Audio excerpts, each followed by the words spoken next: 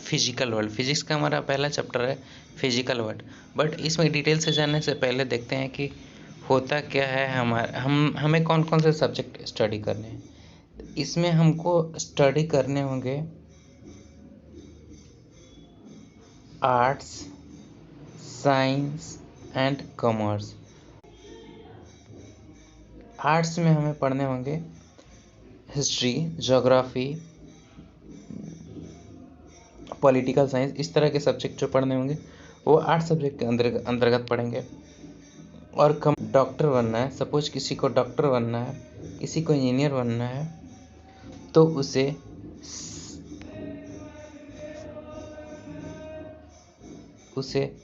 Science stream choose करना होगा। अगर किसी को बैंकर्स या अकाउंटेंट बनने हैं, तो उनको चूज करना होगा कॉमर्स। जबकि अगर किसी को डॉक्टर, इंजीनियर बनना है तो वो चूज करेंगे साइंस। ये बहुत सारे करियर अपॉर्चुनिटीज़ है। आपको हर एक सब्जेक्ट में, आज के डेट में लगभग हर एक सब्जेक्ट में आपको करियर अपॉर्चुनिटी है। हम ना बात करेंगे यहाँ पर आर्ट्स का, ना ही बात करेंगे हम लोग यहाँ पर कॉमर्स का, हम बात करेंगे यहाँ पर ओनली साइंस का। देखते हैं कि साइंस एक सिस्टमेटिक अटेम्प्ट है किसको, तो नेचुरल फिनोमेना को अंडरस्टैंड करने के लिए। जितना भी हमको डिटेल ऑफ डेप्थ में पॉसिबल है, उस नेचुरल फिनोमेना को अंडरस्टैंड करने के लिए एक सिस्टमेटिक, हमें समझने के लिए एक नेचुरल फिनोमेना है जिसके थ्रू जितना हम लोग जानते हैं, जितना हमको नॉलेज गेन हुआ होगा, उस नॉलेज से हम ये प्रेडिक्ट करने का प्रयास करेंगे। क्या प्रेडिक्ट करने का प्रयास करेंगे? उस नेचुरल फेनोमेना के बारे में, यानी उस नेचुरल फेनोमेना के प्रेडिक्ट करने का प्रयास करेंगे। उस नॉलेज से उसको मॉडिफाई करने का प्रयास करेंगे और उसको कंट्रोल करने का भी प्रयास करेंगे। सपोज मान के चलो कि अगर कहीं तूफान आने वाला है तो उसको पहले ही प्रेडिक्ट किया जा सकता है कि किस एरिया में, अभी हमारे पास इतना टेक्नोलॉजी अवेलेबल है, उस टेक्नोलॉजी के थ्रू हम लोग ये प्रेडिक्ट कर सकते हैं कि इस एरिया में हमको तूफान आने वाला है। यहाँ पर अगर चाहें तो उसको कंट्रोल कर सकते हैं, डैमेज को कंट्रोल कर सकते हैं। वहाँ पर हम हमारे जो भी डैमेज होने वाले हैं, मवेशी हैं, वहाँ के लोग हैं, उनको हम लोग दूसरे जगह शिफ्ट कर सकते हैं और इस तरह से जितने भी डैमेज हो उसको कंट्रोल कर सकते हैं और उसको मॉडिफाई भी कर सकते हैं। ओके, यानी हम लोग बोल सकते हैं कि science is the exploring, experimenting and predicting from what we see around us. हमारे आसपास जो घटनाएं होती है, नेचुरल फिनोमेना होती है, उसको एक्सप्लोर, एक्सपेरिमेंट और प्रेडिक्ट करने के लिए साइंस को हम लोग यूज करते हैं। साइंस एक ऐसा वर्ड है जो लैटिन वर्ड से ओरिजिनेट हुआ है, जिसका मतलब होता है, और वो वर्ड है साइंटिया। और इस साइंटिया का वर्ड का मतलब होता है टू नो।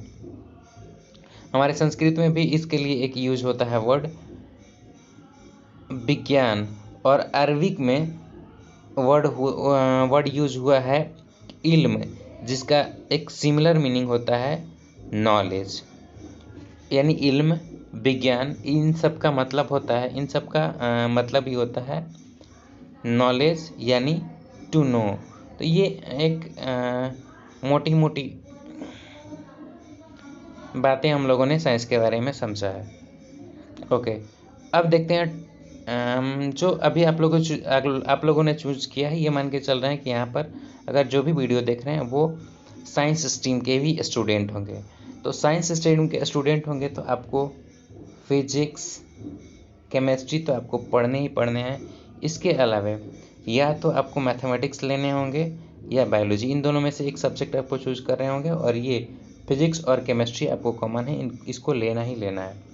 ओके, इसके अलावा इसमें से 2 ये हुआ और इसमें से एक चूज किया, यानी 300 टोटल 500 मार्क्स का आपको एग्जाम होगा 11th 12th मिलाकर 12th में आपको, जिसमें से 3 सब्जेक्ट यहाँ से आप लेंगे अगर जो बायोलॉजी चूज करते हैं तो ऑप्शनल में मैथमेटिक्स यहाँ पर रख सकते हैं। ओके, अगर आप सपोज मान के चलते हैं इसमें से 3 सब्जेक्ट आपने चूज कर लिया, 2 सब्जेक्ट आपको और लेने हैं, वो लिटरेचर से ले सकते हैं।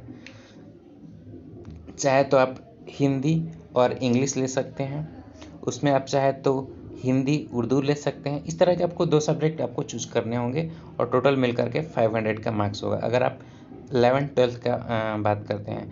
हाँ, ये अभी जो हम लोग पढ़ा रहे हैं इसमें से आपको एग्ज़ाम में आने वाला नहीं, इस टॉपिक से कोई एग्ज़ाम में आएगा नहीं हम लोग, बट आपको यहाँ समझने के लिए, पूरे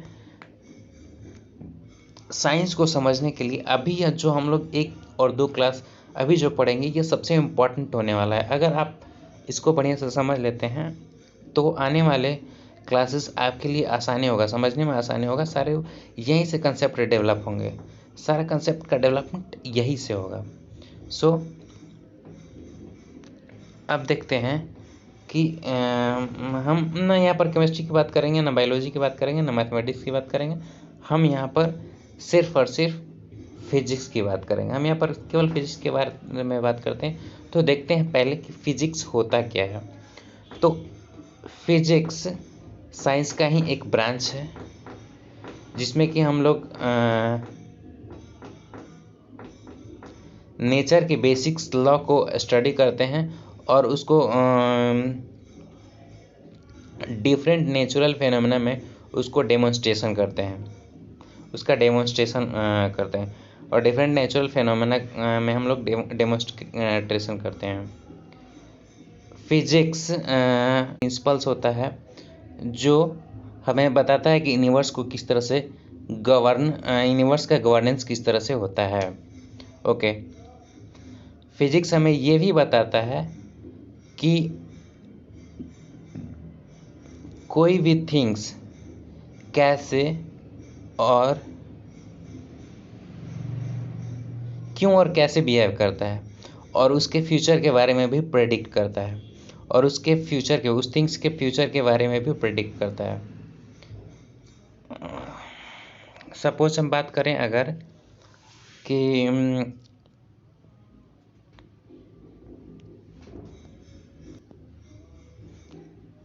ये सपोज यहाँ पर एक ये कहीं पर एक जगह सपोज यहाँ पर पृथ्वी है और यहाँ पर सन है। ये दो ऑब्जेक्ट हैं।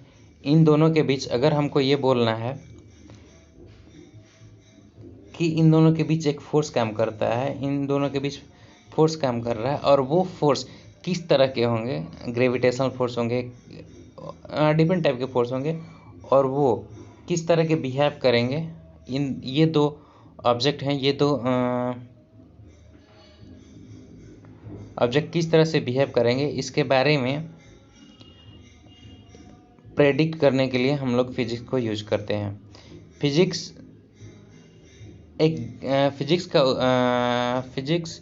ओरिजिनेट हुआ है एक ग्रीक वर्ड से जिसका मतलब होता है नेचर। संस्कृत में फिजिक्स के लिए वर्ड यूज हुआ है भौतिकी, जिसका मतलब होता है फिजिकल वर्ल्ड के बारे में अध्ययन। सो हम लोग मोटा मोटी साइंस और फिजिक्स के बारे में जान लिए।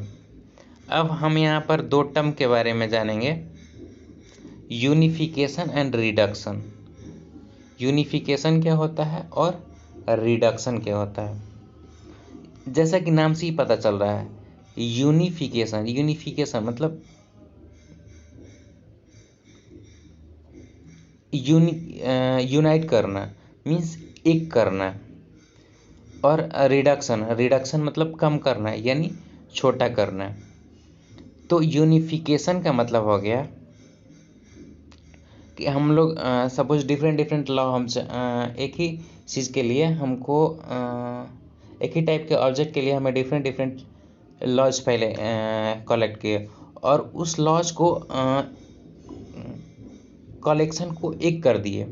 सपोज हम लोगों ने बोला कि जब एप्पल ऊपर से गिरता है तो वो नीचे की ओर जाता है। हम लोगों ने इसका स्टडी किया, एप्पल क्यों गिरा, उसका रीज़न क्या है नीचे गिरने के लिए, उसका स्टडी किया तो हमें पता चला कि वो ग्रेविटेशन के कारण नीचे जाता है। फिर हम लोगों ने दूसरे ऑब्जेक्ट लिया, सपोज हमने कोई बॉल लिया, बॉल ऊपर से छोड़ा तो वो भी नीचे आया, उसके बारे में भी स्टडी किया गया कि उसका भी रीज़न क्या है। तो उसका भी रीज़न यह निकला कि वो अर्थ बॉल को अपने तरफ अट्रैक्ट कर रही है। पहले केस में भी अर्थ एप्पल को अपने तरफ अट्रैक्ट कर रही है। दूसरा ऑब्जेक्ट अब लेते हैं, सपोज कोई और अदर वर्ड है, सपोज हम अपना पेन लेते हैं, पेन अगर ऊपर से छोड़ेंगे तो वो भी नीचे आएगा, अर्थ अपने तरफ अट्रैक्ट करेगी उसको। तो इसका भी रीज़न हम लोगों ने स्टडी किया और देखा कि इसका भी वही रीज़न है, एक ही रीज़न है, और सबको हम लोगों ने एक साथ यूनाइट कर दिया। और इस यूनाइट करके हम लोगों ने एक थ्योरी दिया, और उस थ्योरी में कोई भी एक थ्योरी दे दिया, और उस थ्योरी के बारे में हम लोगों ने बोला कि नहीं ये थ्योरी इस पर वर्क कर रहा है। तो इस तरह के थ्योरी को यूनाइट करना ही हम लोग यूनिफिकेशन बोलते हैं। ओके, अब देखते हैं रिडक्शन। सपोज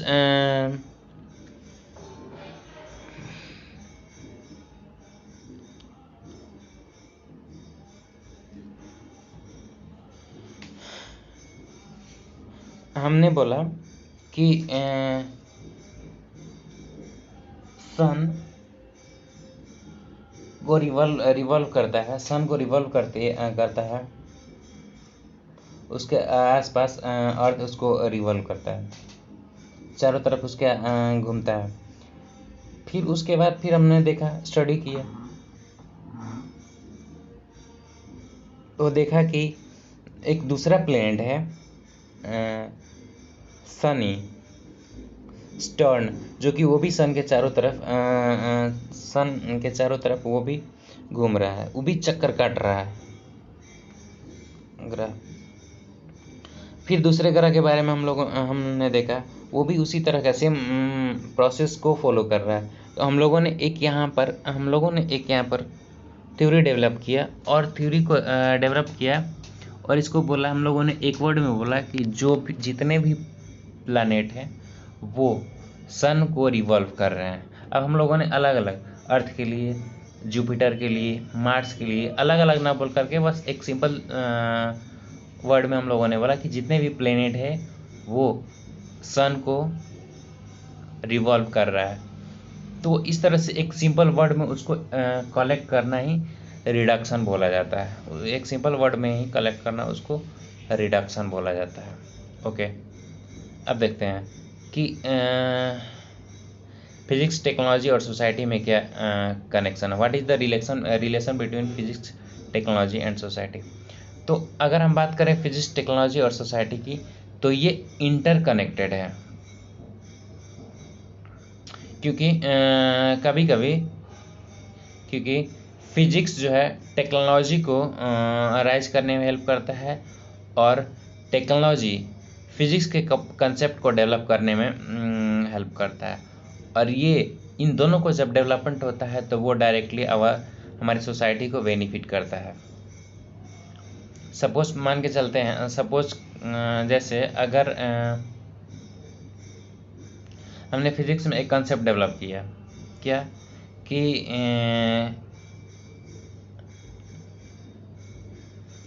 जो भी रेडियो वेव है वो आयनोस्फीयर से टकरा करके और फिर वापस धरती पर आती है। इस कंसेप्ट को फिजिक्स ने डेवलप किया। इस फिजिक्स के कंसेप्ट को टेक्नोलॉजी वालों ने पकड़ा और उसको यूज़ किया अपने मोबाइल में।